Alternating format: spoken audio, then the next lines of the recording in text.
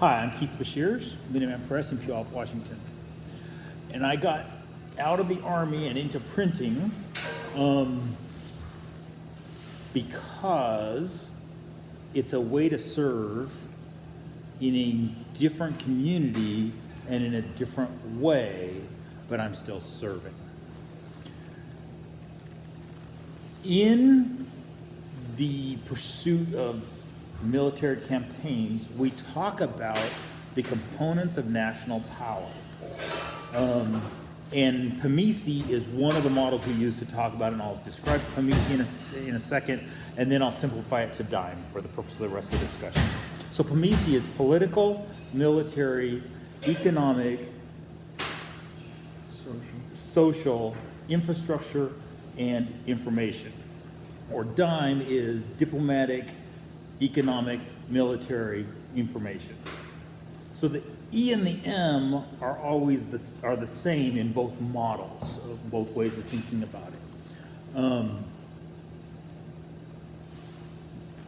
And the political or diplomatic, PEMSII versus DIME, is kind of the same thing. And then PEMSII allows you to break up infrastructure and information. Where in the DIME model, you just talk about infrastructure, and you lose the insight into the information environment and knowledge workers and the contribution that knowledge workers make to a society. And in the military, we're trying to solve these very complex geopolitical problems, and in the end, the military can't solve a problem. In the end, the military is a hammer that you use to decide where people are sitting at the table when the diplomatic is allowed to come back into play. When the diplomatic falls apart, you apply the military force until people say, okay, let's go back to the negotiating table and have a conversation. So I like talking about my experience in Korea, because in Korea, the use of the military and what we're trying to accomplish in the military is very, very clear. There's a very clear demilitarized zone, and all that the military, the U.S. Army, Air Force, Navy, Marines, and the South Korean military are doing is keeping the little idiot north of the boundary and in his little box. And the diplomatic is applied to keep him in his little box. And the economic sanctions are applied to keep him in his little box. Do we wish, do we hope for, do we work for the day when that regime collapses and we can go in and take care of the people that he is oppressing? Absolutely. But until that day, at least what we can do is keep him from oppressing other people too. Right.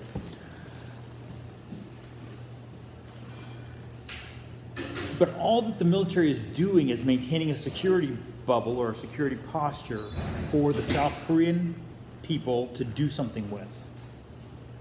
And when people say the South Korean economy is the 10th largest economy in the world, it is not conceptual to me. The 10th largest economy in the world is South Korea. Wow. Yes. The Kias you see on the road, the Hyundais you see on the road, Hyundai shipping, yeah, okay.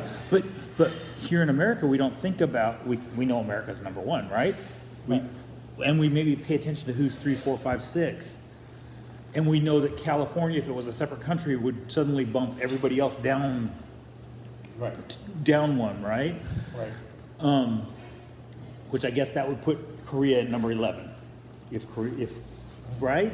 But Korea is the 10th largest economy in the world. In 1983, they transitioned from being a net importer of aid to a net exporter of aid. South Korea. Financial aid to other countries? Well, they don't have to support military. Well, okay, but their military is like twice or 3 times the size of ours. Oh, I didn't know that. Yeah, it's huge. Because the kid north of the border has twice again as much. Yeah, okay. They're just incompetent, malnourished, rusting equipment, you know, they're not functional. The North. The North, right. But they're huge. Just by raw numbers, they're huge. My first time in Korea was in 1997. There's an exercise that happens every single August in South Korea.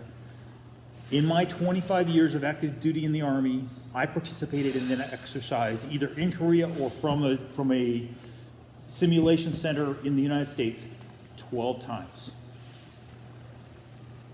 My first physical time attending that training event was in 97.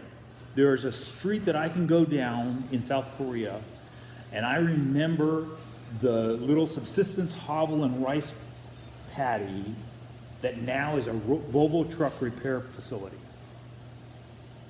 And there are malls and there are apartment complexes where literally in my personal experience, there was just a rice paddy.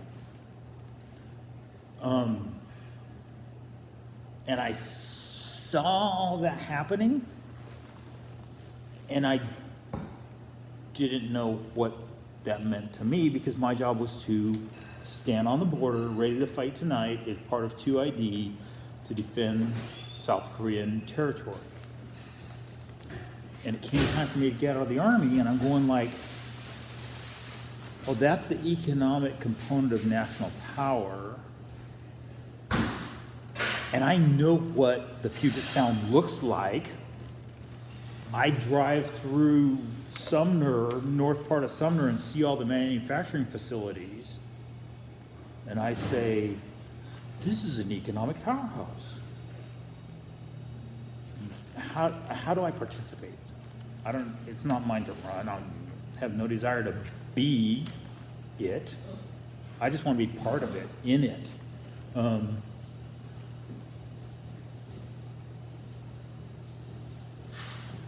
I see all of the activity going on around me, and I get to, and at first I didn't know how I was going to participate. I just knew I was going to in some way.